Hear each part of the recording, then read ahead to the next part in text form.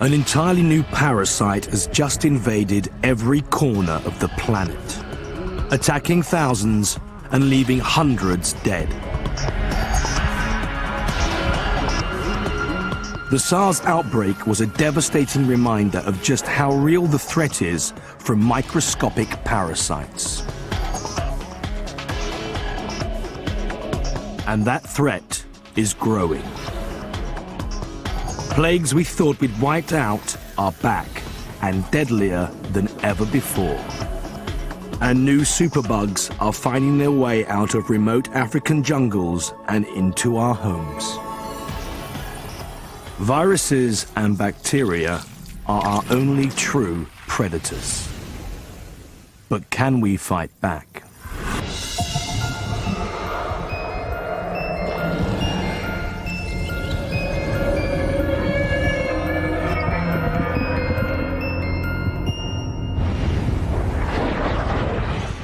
New York, winter 2002.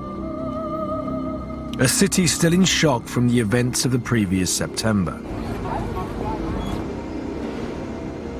Little did it suspect that it would soon be under attack from a long-forgotten enemy.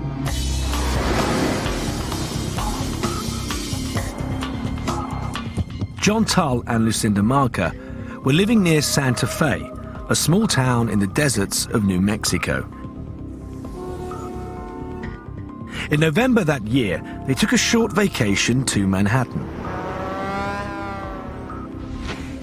Unknown to them, lurking in their blood, was a microparasite so deadly that it has the power to wipe out entire cities. They first realized something was wrong when John was struck down by a severe fever. I think through that day he felt steadily worse. Very feverish, sweating, very achy, and I was convinced he had the flu. I need a little sip of water. All of a sudden, I started feeling pretty ill myself.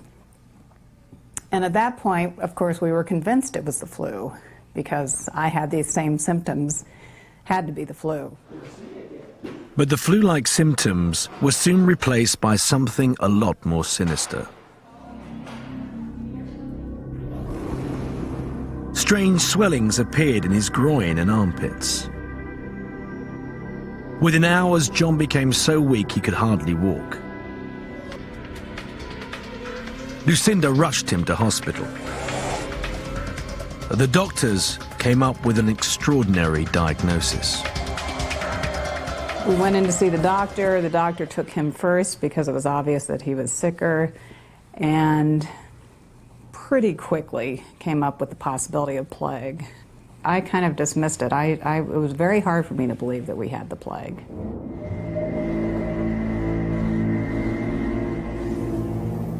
The plague has wiped out millions through the ages. The last great epidemic in New York City was 100 years ago. But now, John Tull was under attack by the parasite that causes the Black Death. I felt so bad at the doctor's office that I had to lay down on the floor of his office. And I don't remember anything from that moment on for 60 days during the time I was in a coma.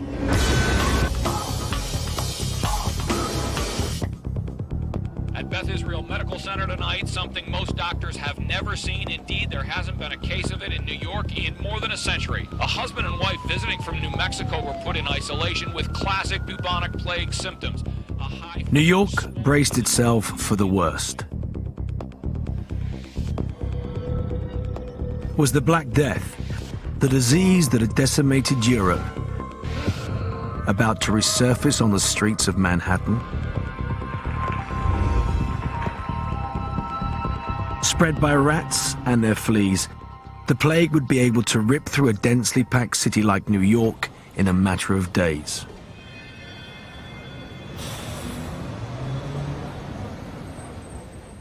The authorities were already on high alert for any signs of plague, as they feared its use as a weapon of mass destruction. The doctor said they're going to think that you're bioterrorists. And I said, I'm a little lawyer from a little town. I don't even know how to spell bioterrorist, much less be one. I think if we had been in New York pre-September 11th, I'm not sure at all that they would have diagnosed plague. They were immediately given drugs to combat the plague. Lucinda responded well to treatment. But for John, the disease was already too far progressed for the drugs to work.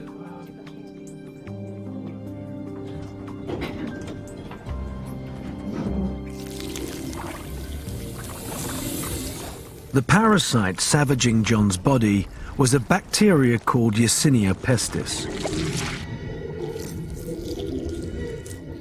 Once inside the body, it releases a chemical that disables the body's own defense system, allowing the bacteria to multiply unhindered.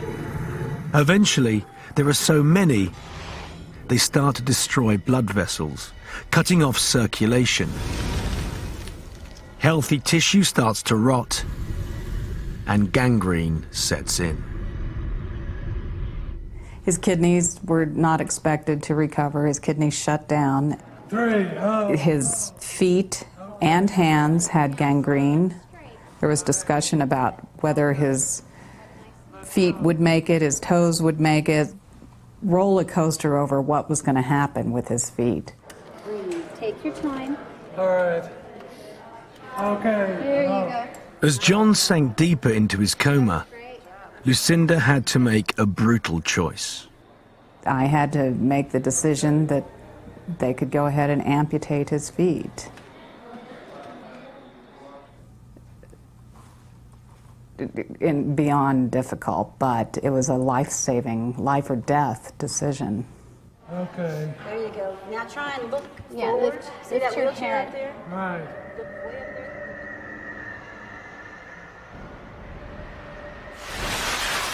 But how in this day and age had John Tull caught the Black Death?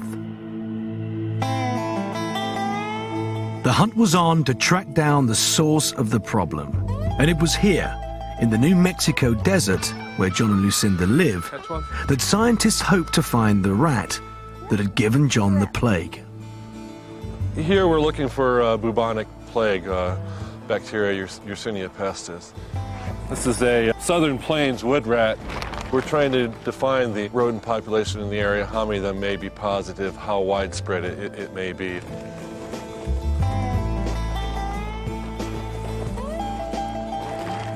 Testing the blood of thousands of rats and fleas, the scientists couldn't take any risks. So we're brushing him for fleas to see if we can get any fleas off of him or not. There's one. There's one.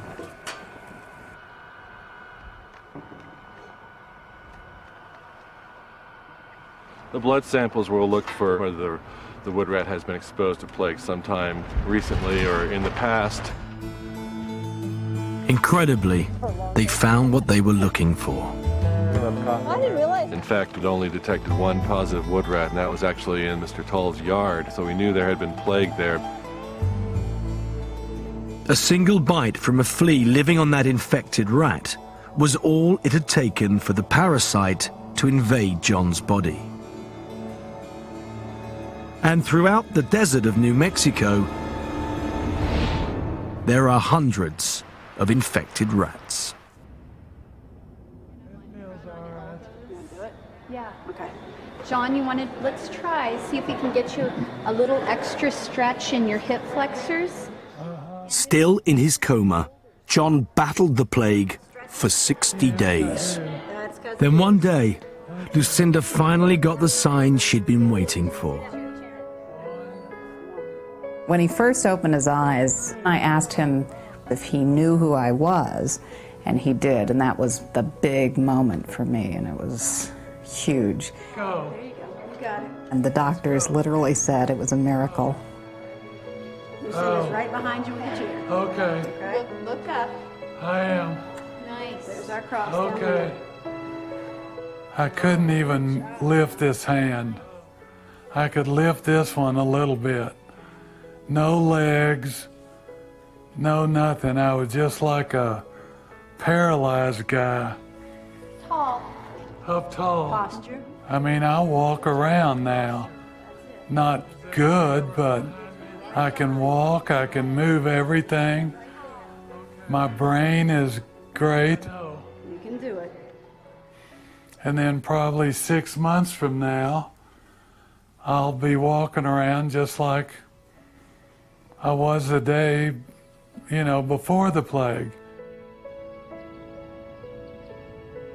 After 8 months in hospital, John has finally returned home.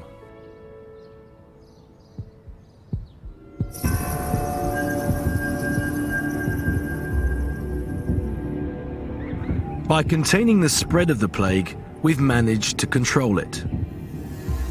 But when killer bugs can spread unchecked, the consequences are devastating. Today, there is one microparasite doing just that. It is passed on so easily that 1 in 3 of us are carrying the deadly tuberculosis parasite. There are currently 1.7 billion people who are infected by tuberculosis. And as we cram into cities, living closer than ever before, we are creating even more opportunity for it to spread. The perfect breeding ground for the tuberculosis parasite is anywhere where people are near each other for long enough. Add a person carrying the parasite and a sneeze,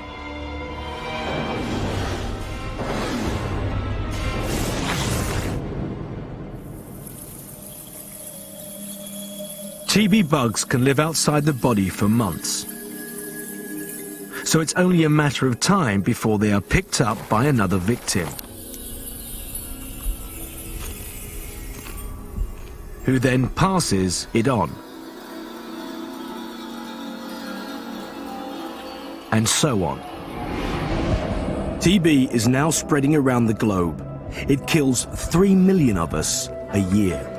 And by the end of this program, another 10,000 people will be infected with tuberculosis.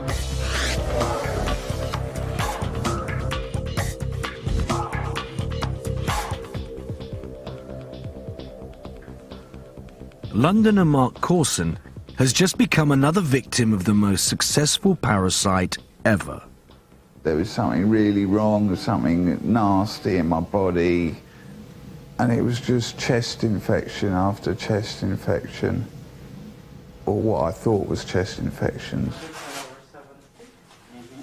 Doctors looked at X-rays of his lungs and saw shadows, the telltale signs of tuberculosis.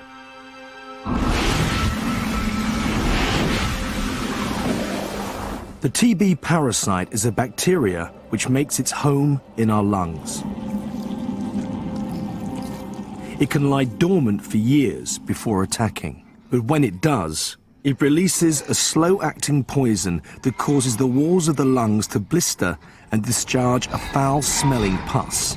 Left untreated, the TB parasite would simply choke up his lungs. Hi Mark, how are you? I'm all right, Andy. Getting a bit better. With his lungs riddled with TB, Mark releases thousands of bugs into the air every time he coughs. Okay. So He has to be kept in isolation. Definitely. Yeah. Okay. And Mark is not alone. Hospitals all around the world are filling up with tuberculosis sufferers. In America, almost 15 million people are infected, and hundreds die each year. Rates of TB have increased so much that many parts of the world are now in the grip of an epidemic. To try and control the epidemic, TB cases like Mark's are kept in isolation. To fight Mark's TB parasite, The plan is to destroy it using antibiotics. But there's a problem. 50 years ago, TB was rife. But thanks to the discovery of new wonder drugs, antibiotics, it was all but eradicated. Then, something worrying started to happen. Strains of TB began to appear that weren't killed by the drugs. There are now some strains of TB which are immune to every one of our drugs. And even the most common forms of TB are resistant to at least one major antibiotic. After 2 weeks of treatment, the signs are promising, and Mark is finally allowed to see his son. Mark was lucky. The drugs are working, and he is no longer infectious. Don't break it, whatever you do, because I'm not paying for it.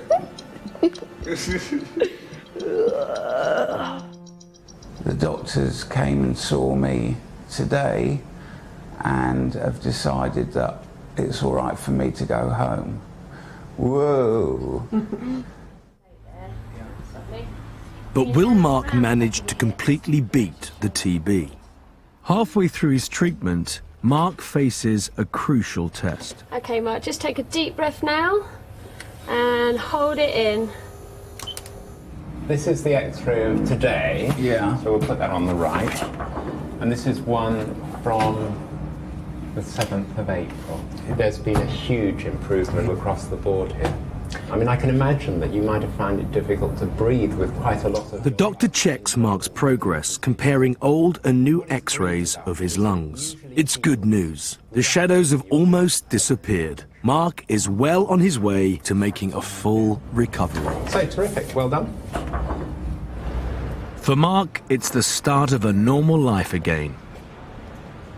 And as the TB epidemic rages worldwide, it shows the devastating power of these microscopic parasites.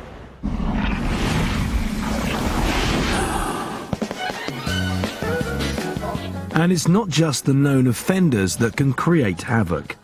Even seemingly benign everyday bugs can turn into monsters. Our world is teeming with bugs just looking for a warm home. And our bodies are just that. Even a good scrubbing isn't enough to get rid of these uninvited microscopic freeloaders. Most are harmless, but some are deadly. Without knowing it, one of these rugby players could be harboring a bug with a nasty secret.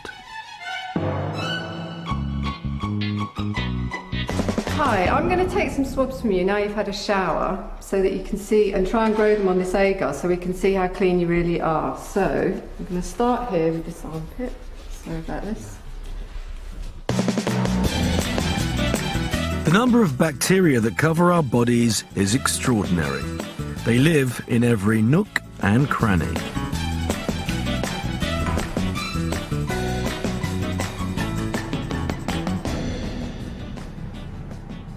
By smearing the swabs taken from the athletes onto nutrient-rich agar plates, Sarah will be able to see just how many bugs manage to stick to their skin.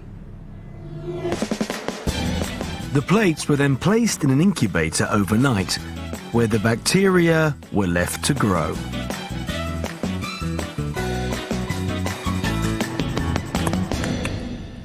So these are the plates. And they were completely clear when I put them in.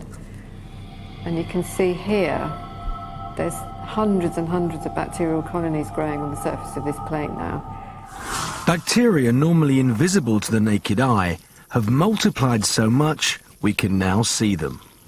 And this swab was taken from the armpit, which is one of those places where you get a lot of bacteria.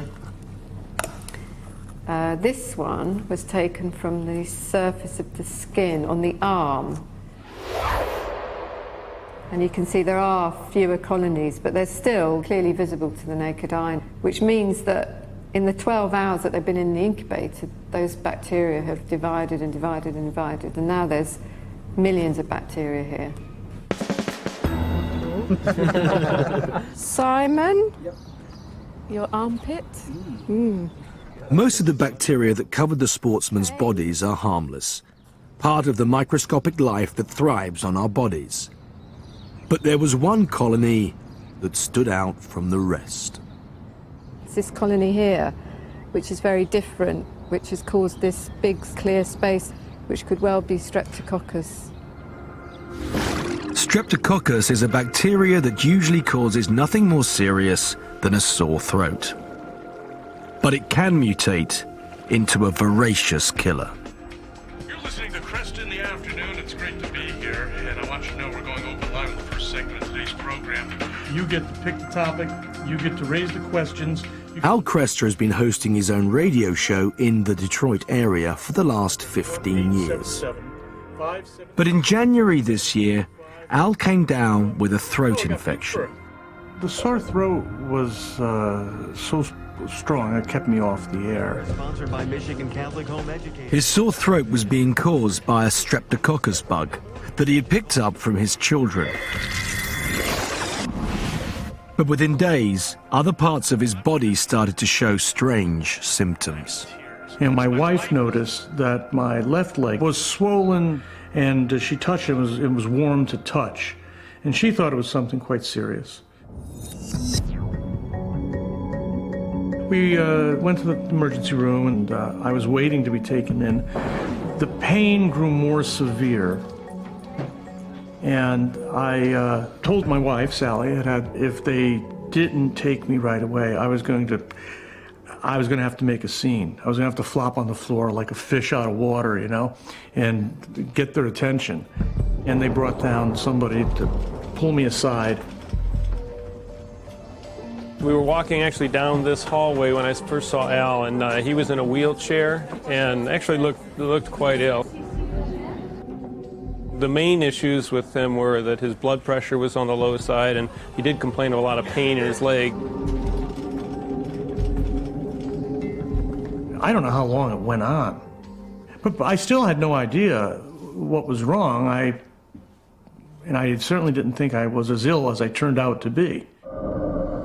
Every time Al coughed, he spread the bacteria. Unknown to him, some of the Streptococcus that had caused his sore throat had found its way through a small cut into his leg. Once inside his body, it changed. The bacteria was now pumping out a powerful poison that was literally eating away his flesh. When he came in, his leg, it was just above the knee, I believe, was quite red. It wasn't spreading upward at that time. It was becoming more red and more angry looking. With every passing minute, the mutated bug was destroying the tissues of Al's leg. Samples were rushed to the lab. The results didn't look good. In terms of how sick he was when he came in the hospital, I'd say Al was the worst case I've seen of this infection. And the mortality in these cases is 50% or higher. If he hadn't gone to the operating room, it's quite possible this infection would have rapidly spread up his leg and could have killed him. At one point, somebody said the infection was proceeding an inch an hour. They were afraid that if they didn't get started within 20 minutes, they could lose me. The medical team had to do something to stop it spreading throughout Al's entire body. His leg was swollen, and it was real spongy. And then when we actually were trying to remove the skin, it wouldn't bleed at all because it didn't have any blood flow into the skin as part of the infectious process. It soon became apparent that there was only one option. So they asked me, would you be willing to lose your leg in order to save your life? I said, well, yes, that's one of the easier decisions to make.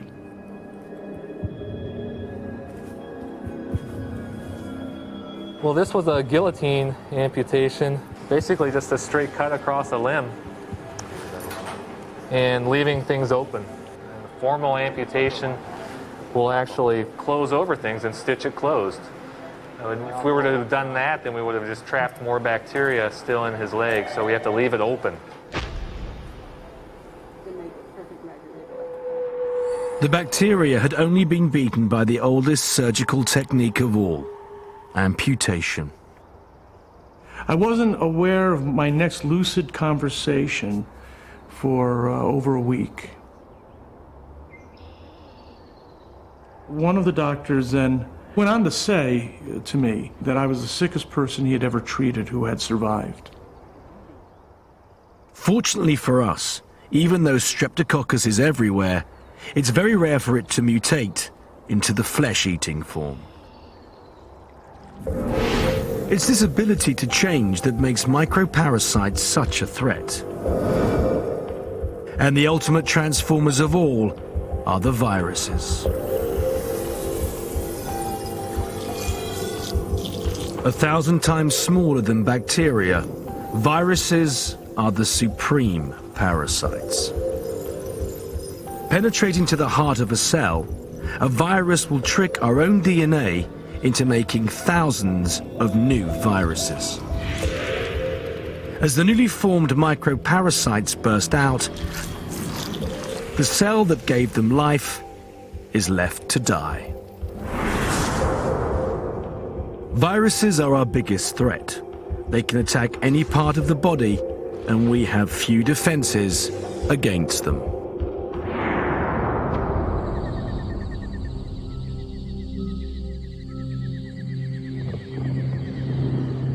The deadliest viruses are hiding in remote parts of the world.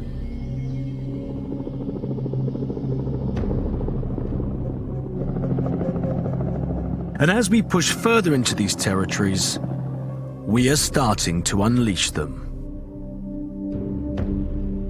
Keith Wilkinson was serving with the United Nations peacekeeping forces in Sierra Leone.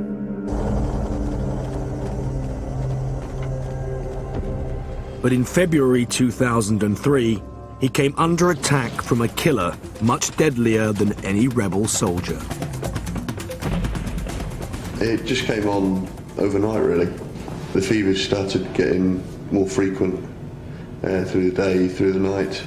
Very dehydrated, very sore, couldn't lie, couldn't stand, couldn't sit, couldn't walk.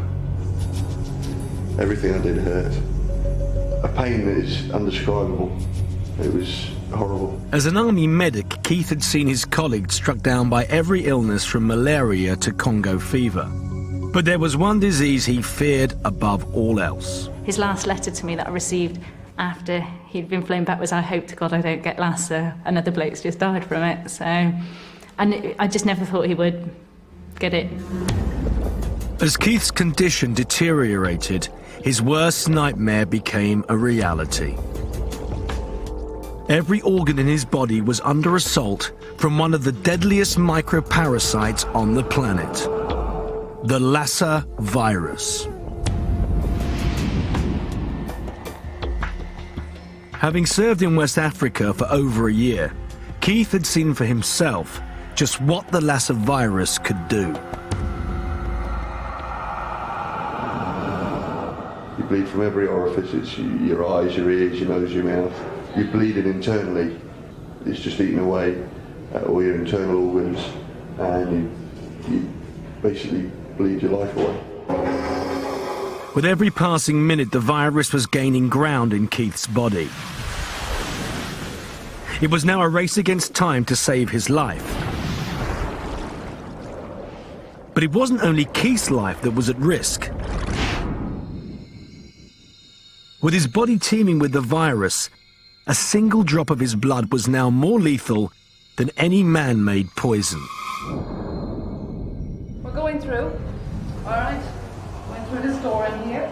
Keith was rushed to Coppets Wood, Britain's specialist isolation hospital. This is where you're going to be for a few days. I was that far gone. My head was spaced out. I didn't realise how serious it was until I'd been put into this magic bubble.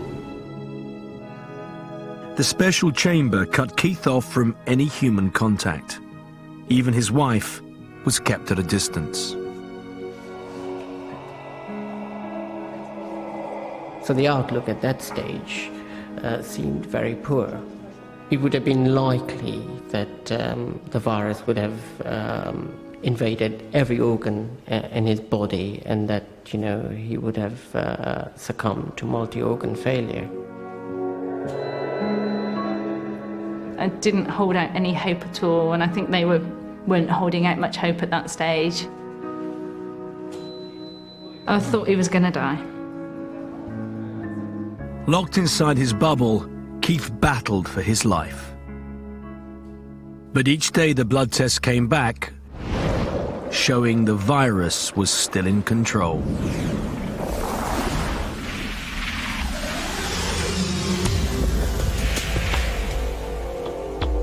Lassa is a new virus, first identified just over 30 years ago. It's carried by a small rat that scurries through the huts of West Africa.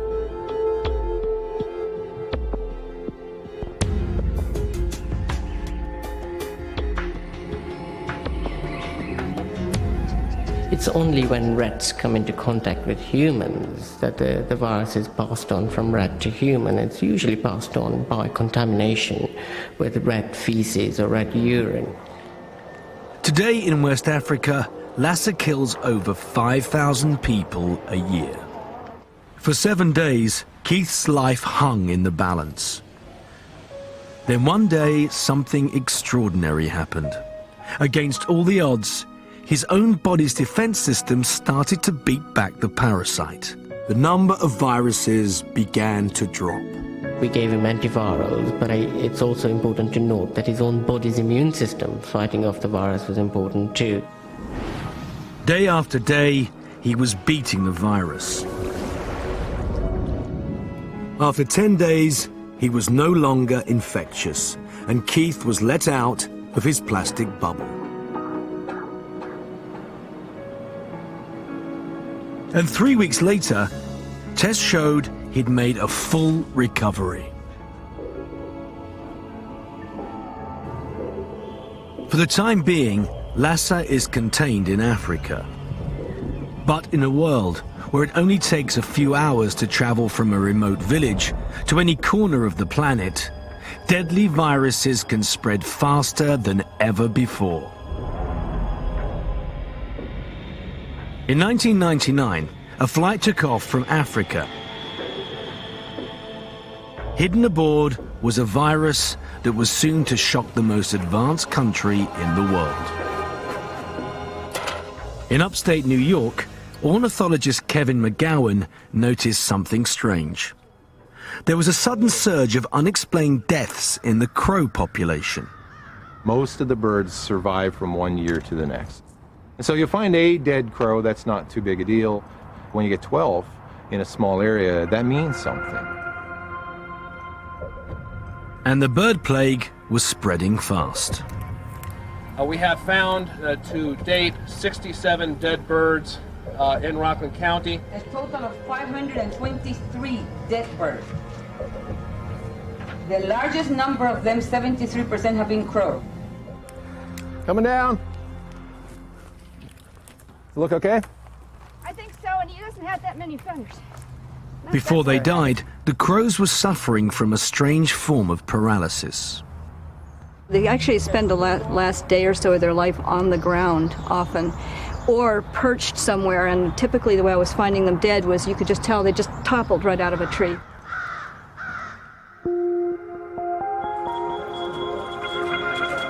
Then, it was the turn of people living on the East Coast to start turning up at hospitals with the same paralysis symptoms. One of the earliest victims in Washington, D.C. was Joan Buchanan. My strength was affected, my muscles, everything. I mean, as I understand it, I was not able to move anything except this finger. But no one knew what the mystery illness was. They said a blood clot might have floated up into her brain and given her a stroke, or she might have some sort of infection on her brain, and they were checking out all sorts of viruses and all sorts of bacterial diseases.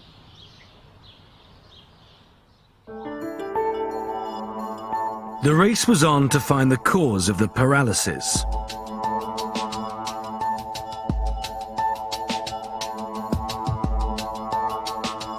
What they found shocked the scientists. A microparasite known as West Nile virus. Until that moment, the West Nile virus had never been found anywhere outside of Africa, Asia, or parts of Europe. There, it's mainly a disease that affects birds. But what makes West Nile a threat to humans is that it's spread by mosquitoes.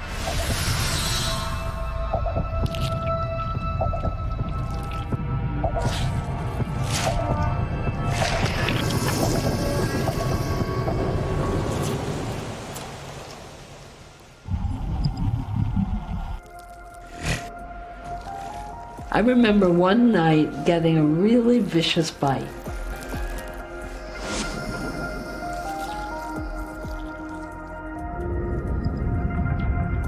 And I think that was probably the West Nile mosquito, because I've never been bitten like that before. West Nile virus can do what very few microparasites are capable of. It can get into our brains, causing them to swell. With the virus deep in her brain, Joan's condition became critical. She went into a coma, and she lay there for a week, totally out of it, her breathing assisted, and me holding her hand. At one point, halfway through, she had a setback, and a couple of doctors told me that I should start preparing the family, which I didn't take as a good sign. Carried by mosquitoes, the virus spread like wildfire. Deaths started mounting. To try to stop the virus in its tracks, desperate measures had to be taken. It has never happened before. The entire city of New York is to be sprayed with insecticide. Helicopters have started dusting the suburbs, and in Manhattan, the spraying will be done on the ground. While the war on the mosquito raged, Joan was fighting her own battle against the viral invader. I was actually holding her hand. It was about 7 o'clock in the evening, and her eyelids fluttered and then popped open, and I went running down the hall of the hospital screaming for nurses that she was back among us. Oh, I see. He was trying to signal out for them to stop. I see, okay. That's nice. Look, there's some weeds in our front yard. The New York spraying had done little to slow the virus's passage.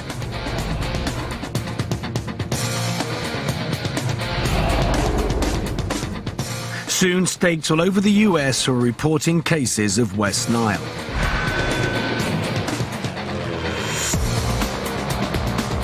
It was time to target the mosquito when it was at its most helpless.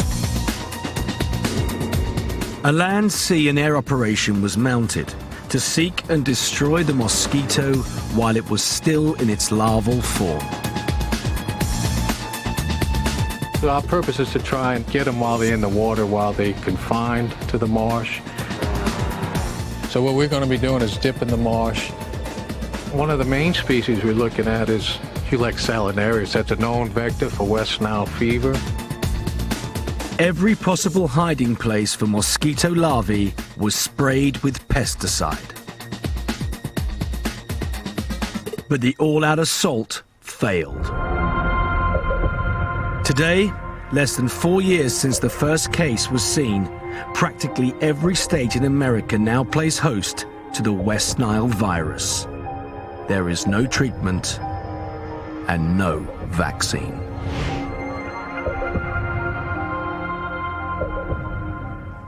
Scientists in the US do what they can to contain the West Nile virus, grateful that for most people it's not fatal. Oh no, see, he's not very old. Of all the recently discovered microparasites, there is one that is feared above all the rest: the Ebola virus. First discovered less than 30 years ago, Ebola is in a league of its own when it comes to lethality.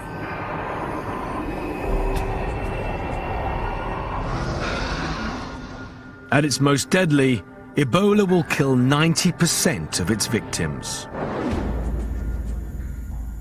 When the parasite strikes, it rips through a community like a hurricane. So why hasn't it wiped us off the face of the earth? In February 2003, the destructive force of Ebola struck a remote region of the Congo called Kelly. In just a few days, the virus had reduced the thriving village of over 1,000 people to little more than a ghost town.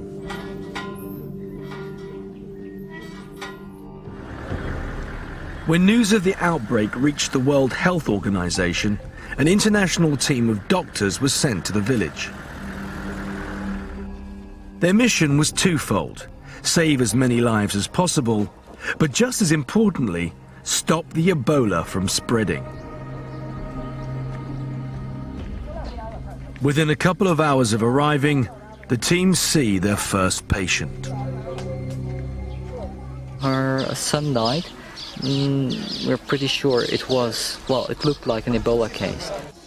She insisted to wash her son herself, so she had a quite close contact with the dead body. And now she's getting a little bit in the direction of these symptoms. The bodily fluids of a person with Ebola are teeming with the virus. It spread from person to person by close contact. Simply touching an infected person or breathing in droplets of their bodily fluids can be a death sentence. Louise has Ebola. Within just a few hours of her arriving at the hospital, her condition has become critical. She's now so infectious, the doctors can't take any chances. I think you never can get used to these kind of situations. And anybody who says he's not nervous when he goes in there is lying or doesn't know what he's doing.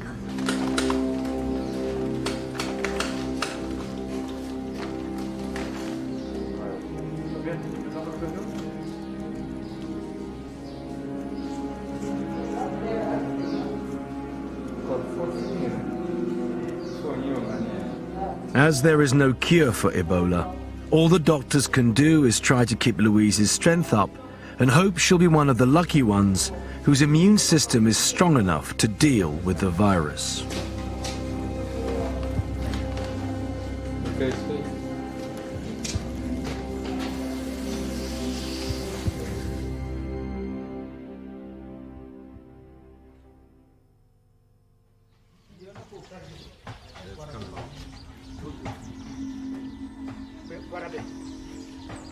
Despite their best efforts, the Ebola virus had proved too strong for Louise.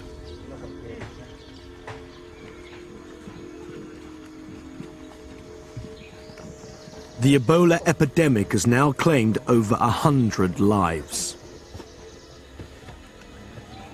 To escape the clutches of the virus, people were fleeing into the jungle, and anybody who fell ill was cast out of the village.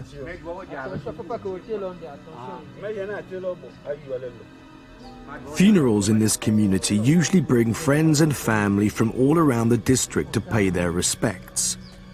But fear of the Ebola virus has overturned centuries of custom and tradition. Every precaution is taken to completely annihilate the virus. To ensure the bodies of the victims are destroyed as fast as possible, lime is spread over their coffins, and the clothing of everybody who took part in the burial is first disinfected and then burned.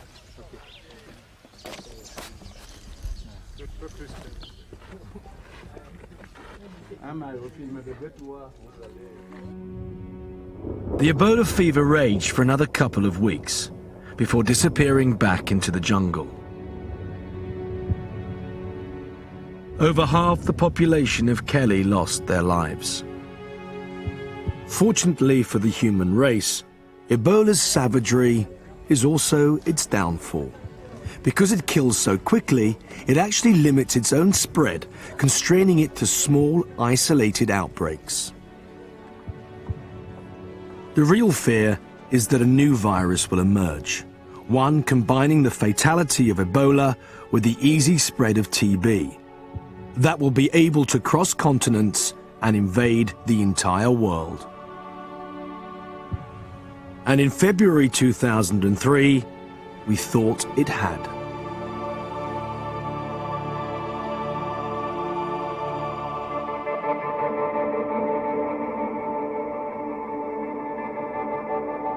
SARS, severe acute respiratory syndrome, was caused by a parasite that had all the qualities that were feared the most. A virus we had never heard of before, which was spread from person to person and was deadly.